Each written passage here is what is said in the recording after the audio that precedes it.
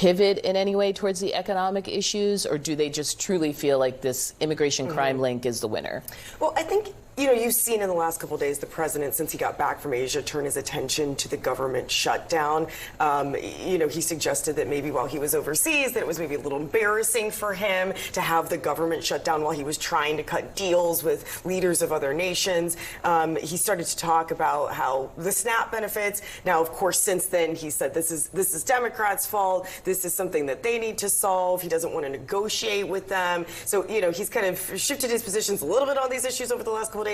But the fact of the matter is, before, there wasn't really even a discussion that was taking place, I think, about these at all while he was traveling abroad, right? Not to say there wasn't behind closed doors, but I mean, at least publicly. And now this conversation is taking place as he's returned back to Washington, D.C. And tomorrow will be the day which ties for the longest shutdown in history of the United States government. Yeah, we've got the polling showing that the disapproval rating, I think, on handling the shutdown might be higher for him than lawmakers. And I think going into it, why it's gone so long is lawmakers are in this game of chicken of like, well, who's going to get the blame? That's the party that's going to be pushed to the table. What's wild, though, Audie, is that he brokered this historic peace deal between Gaza and Israel amid this shutdown. And you would have thought that that would be reflected in his approval ratings. What we're seeing is that the country has basically forgotten about that peace deal and is totally focused on not getting access to their health care benefits, their SNAP and food benefits.